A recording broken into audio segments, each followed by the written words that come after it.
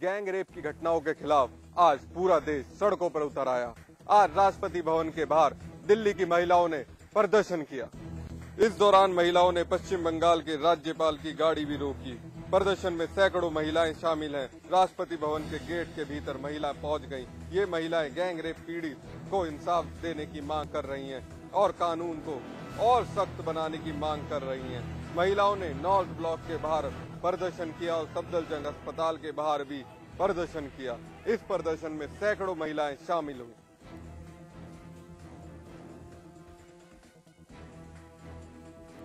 हम लोग सख्त कानून बनाने के लिए मांग करने के लिए आए हैं। दोबारा से दिल्ली शहर में क्या पूरे हिंदुस्तान में ये घटना दोहराई न जा सके। सरकार जिस तरह चल रही है उन्होंने अभी तक अपनी चुप्पी नहीं तोड़ी है। हम जो चाहते हैं कि जल्दी से जल्दी इंसाफ दिया जाए फास्ट ट्रैक कोर्ट के जरिए, वो अब तक होता नजर नहीं आ रहा। हम चाहते हैं पूरे हिंदुस्तान को महिलाओं के लिए सुरक्षित बनाया जाए। कोर्ट में मुकदमे चलने चाहिए ताकि जितनी जल्दी हो सके केस निपटे और कड़ी सजाएं हो। हमारी सरकारी सुविधा तो क्या होगा, रोज आना खुलेआम ही हो रहा है, लेकिन सरकार को चाहिए। रात को मैंने खुद देखा है कि नोएडा सिटी सेंटर से आते हैं, मेट्रो में लेडीज डिब्बे में जेंट्स बैठे होते हैं, जबकि रात के वक्त में सुरक्षा देनी चाहिए। रात में सुरक्षा ही नहीं होती है। तैयार है, उसी हिसाब से हम भी वही सपोर्ट करेंगे। Support for all the women and also especially for this woman that is now in hospital after the gang rape. Delhi gang rape के 2 आरोपियों को पुलिस ने हिरासत में ले लिया है। पुलिस ने इसके साथ ही पीड़ित लड़की और लड़के के मोबाइल फोन तथा कुछ कपड़े भी बरामद किए हैं। आरोपी अक्षय ठाकुर पकड़ा गया है, जबकि गैंगरेप का आरोपी राजू बदायूं से पकड़ा गया है। आपको बता दें कि 4 आरोपी पहले ही गिरफ्तार हो चुके हैं। इन दोनों आरोपियों से दिल्ली पुलिस पूछताछ कर रही है।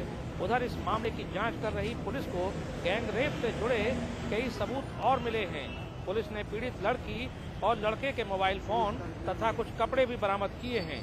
पूरे देश की जनता को झकझोर देने वाले दिल्ली गैंग रेप के आरोपियों की गिरफ्तारी से जहां दिल्ली पुलिस ने राहत की सांस ली है, वहीं इस मामले के आरोपियों को फांसी देने की मांग भी लगातार बढ़ती जा रही है। सफदरजंग अस्पताल के डॉक्टर्स ने गैंगरेप पीड़ित लड़की का मेडिकल बुलेटिन जारी किया और बताया कि लड़की अब होश में है और उसकी पल्स भी सामान्य है।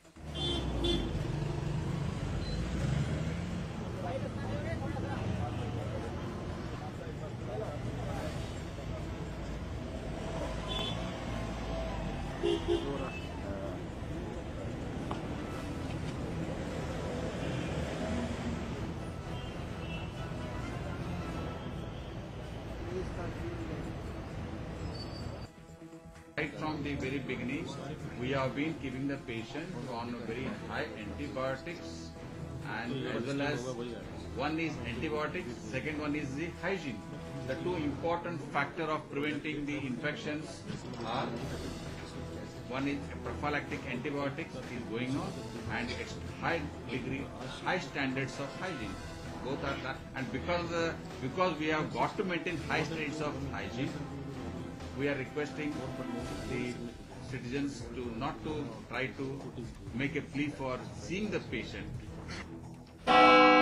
दिल्ली में युवती के साथ हुए गैंगरेप के विरोध की आग उत्तराखंड के पहाड़ी क्षेत्रों में भी देखने को मिली।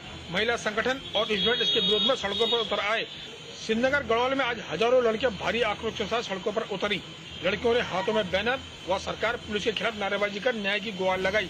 इस दौरान कई लड़कियों की आंखें तक छलक आई, जिसमें किसी का कहना था कि अगर देश में इस तरह की स्थिति है तो वो लड़कियां खुशनसीब हैं जो मां की कोख में ही मर जाती हैं। वहीं लड़कियों ने ऐसे लोगों को सजा की मांग न केवल फांसी बल्कि यूरोपीय देशों की तरह कठिन से कठिन सजा देने की मांग की। ऐसा लगता है जैसे दिल्ली में चलती बस में हुई बलात्कार के बाद यूपी में बलात्कार की बाढ़ सी आ गई है। गोरखपुर के शाहजहां थाना क्षेत्र के हड़ाहा गांव में गांव के ही युवकों द्वारा युवती के बलात्कार करने का मामला प्रकाश में आया है। पर कोई एक युवती शौच के लिए खेत की तरफ गई थी, तभी पहले से घात लगाए आरोपियों ने उसके साथ बलात्कार किया।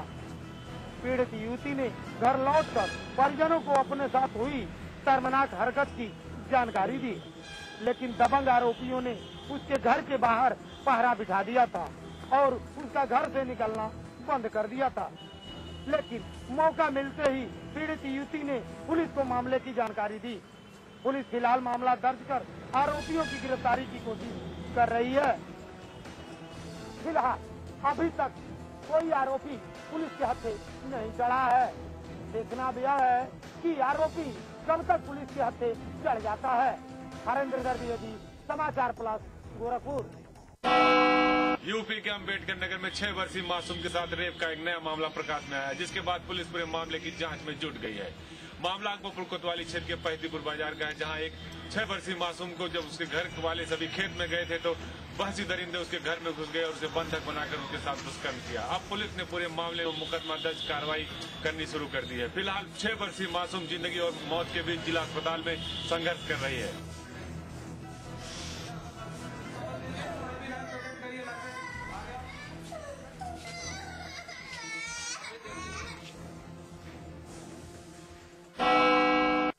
यूपी के नगर विकास मंत्री आजम खान एक बार फिर विवादों में हैं। उन पर ट्रेन के अटेंडेंट्स के साथ मारपीट का आरोप लगा है। विवाद मनोसंग साथी हैं। आजम खान साहब के एक विवाद सुर्खियों से हटता नहीं कि दूसरा विवाद शुरू हो जाता है। उनकी इस शैली पर विपक्ष तो बोलता ही रहता है, लेकिन अब खुद बाबा आजम भी मानने लगे हैं कि विवाद और आरोपों का क्या है, वो तो उनकी रोजाना जिंदगी का हिस्सा है। जरा सुनिए। छोटे बड़े आरोप लगते हुए रहते हैं, दिन रात सफर करते हैं, इसकी शान में कहाँ गुस्ताखी है।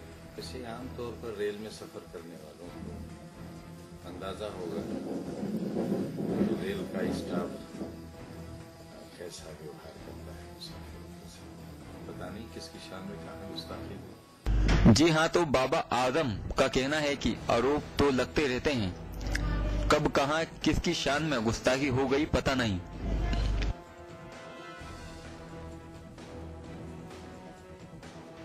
नगर विकास मंत्री आजम खान पर मारपीट का आरोप लगा है और आरोप लगाया है ट्रेन के एसी क्लास के अटेंडेंट्स ने।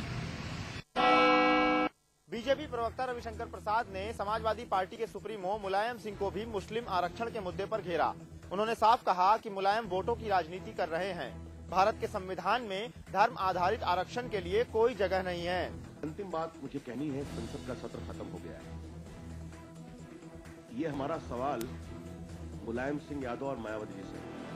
दलित आरक्षण का विरोध करने वाले मुलायम सिंह बताएं कि वो मुसलमानों के लिए आरक्षण की मांग किस आधार पर कर रहे हैं। लोकसभा में उनकी ओर से डिमांड किया गया, राज्यसभा में राम गोपाल जी की ओर से डिमांड किया गया। भारत के संविधान में आपको मालूम है धर्म आधारित आरक्षण की अनुमति नहीं है।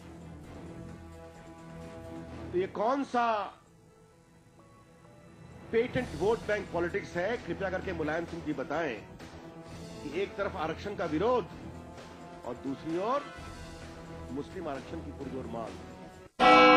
उत्तर प्रदेश की पूर्व मुख्यमंत्री मायावती की मूर्ति तोड़कर सुर्खियों में आए यूपी एनएस के राष्ट्रीय अध्यक्ष अमित जानी ने अब मेरठ के एसीजेएम कोर्ट में मायावती के खिलाफ मुकदमा दर्ज कराया है।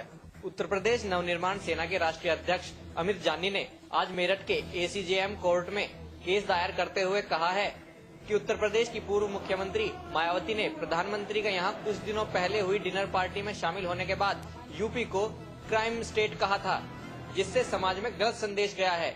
अमित जानी का कहना है कि मायावती के इस बयान से उत्तर प्रदेश की छवि खराब हुई है और उत्तर प्रदेश के पर्यटन के साथ साथ अन्य चीजों पर भी इसका असर पड़ेगा। आईपीसी की धारा 153A और 153B के अंतर्गत यह वाद दायर किया गया है, जिसमें अधिकतम सजा 3 साल है। न्यायालय ने केस स्वीकृत भी कर लिया है। इस मामले में सुनवाई के लिए एसीजेएम कोर्ट ने आगामी 4 जनवरी की तारीख तय की है, जहां वादी के बयान दर्ज किए जाएंगे। वाराणसी कैंट पुलिस ने और एटीएस ने मिलकर एक ऐसे गिरोह को पकड़ा है जिसके पास से 10 लाख के नकली नोट बरामद हुए हैं। वाराणसी पुलिस के अनुसार ये नकली नोट की करेंसी का तस्कर कई दिनों से करवाया जाता है। इसकी कई दिनों से सूचना मिल रही थी कि नकली करेंसी की बड़ी खेप बांग्लादेश के रास्ते भारत आ रहा है। एटीएस और पुलिस की टीम नकली करेंसी लेकर बनारस में उसकी डिलीवरी के लिए आया था।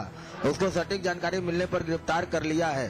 पकड़े हुए व्यक्ति के पास से 10 लाख की नकली भारतीय करेंसी पकड़ी गई है, जिसमें 1000 के 850 नोट है और 500 के 300 नोट है, जो पाकिस्तान निर्मित है। ये पूरा सिंडिकेट पाकिस्तान से संचालित होता है। नकली करेंसी पाकिस्तान से बांग्लादेश पहुंचाया जाता है, फिर एजेंटों के माध्यम से भारत के अलग अलग कोनों तक इसकी डिलीवरी की जाती है। फिलहाल ऐसे गिरोह बड़ी तेजी से इंडिया में सक्रिय हैं और कर रहे हैं। नोटों की सप्लाई। पड़ोसी मुल्क भी इसमें बरबस अपना किस्मत आजमा रहा है। वाराणसी से राजू श्रीवास्तव, समाचार प्लस। बढ़ते हुए वाहन चोरी की घटनाओं को देखते हुए नोएडा पुलिस ने अपनी कमर कसना शुरू कर दिया है। पुलिस प्रशासन ने इसके लिए शासन को एक पत्र लिखकर मांग की है कि सेंट्रल व्हीकल एक्ट में संशोधन किया जाए, जिससे लोगों को कारों में जीपीएस सिस्टम लगवाने के लिए जागरूक किया जाए। नोएडा के एसएसपी प्रवीण कुमार का मानना है कि कारों में जीपीएस सिस्टम लगाने के बाद वाहन चोरी की घटनाओं पर लगाम लगाया जा सकता है। सीआर एरिया में जो ऑटो थेफ्ट पर बहुत प्रभावी तरह से रोकथाम। यदि जीपीएस सिस्टम कारों में लगाया जाए तो चोरों तक पहुंचने में पुलिस को आसानी होती है। नई दिल्ली में खड़ी पुरानी गाड़ियों की ये कतार बहुत नई नवेली लग रही है, ठीक सफाई महोत्सव की तरह, जहां इन्हें जाना है। और सफाई महोत्सव इस बार इसलिए भी खास है क्योंकि उत्तर प्रदेश में सपा की सत्ता आने के बाद पहली बार नए चमक और धमक के साथ होगा सफाई महोत्सव। नई दिल्ली के ओबराय होटल से जया बच्चन ने फ्लैग ऑफ किया विंटेज कारों का। ये 25 गाड़ियां 1909 से 1965 में बनी थी और इन्हें यहां से सफाई जाना है, जो डीएनडी के बाद एक्सप्रेस हाईवे होते हुए आगरा और आगरा से इटावा यानी सफाई महोत्सव में शिरकत करेंगी।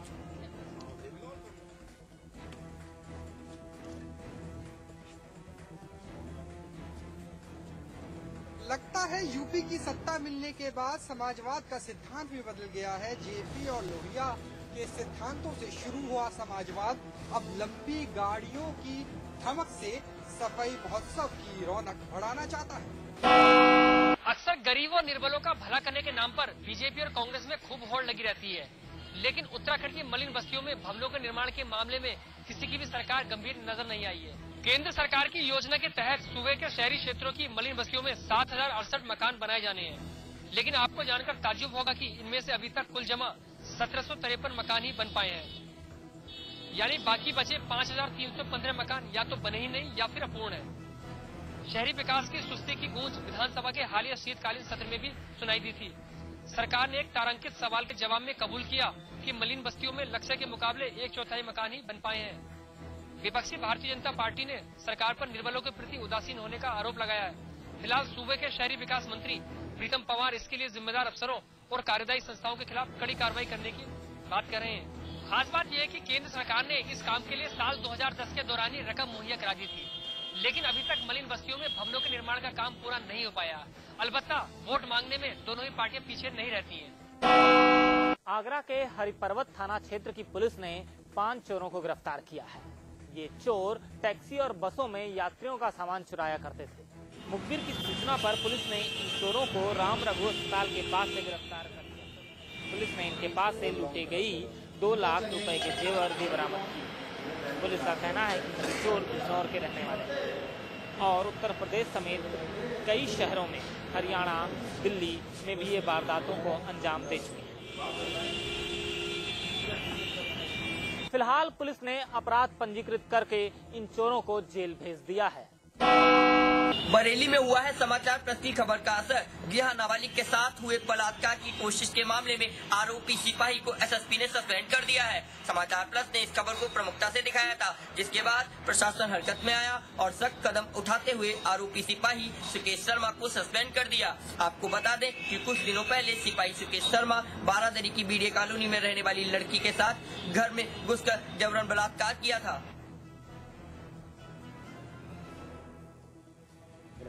प्रकरण में पुलिस ने मुकदमा उस सिपाही के खिलाफ कायम कर लिया है और उस वीडियो क्लिपिंग की भी फॉरेंसिक जांच के लिए भेजी जाएगी और संबंधित सिपाही अगर ये दोषी पाया जाता है तो इसके खिलाफ बहुत सख्त कार्रवाई की जाएगी। उत्तराखंड में पहली बार आयोजित हुई यूसेट परीक्षा का परिणाम घोषित कर दिया गया है। 23 विषयों में हुई इस परीक्षा में 1409 अभ्यर्थी सफल घोषित किए गए हैं।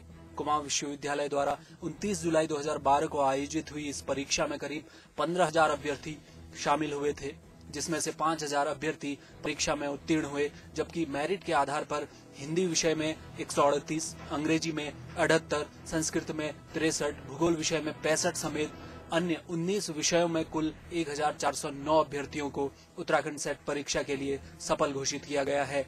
आपको बता दें कि 29 जुलाई 2012 को परीक्षा संपन्न होने के बाद से ही अभ्यर्थी लगातार परीक्षा परिणाम घोषित होने का इंतजार कर रहे थे, मगर स्थायी कुलपति नहीं होने से परीक्षा परिणाम घोषित करने में अवरोध बना हुआ था।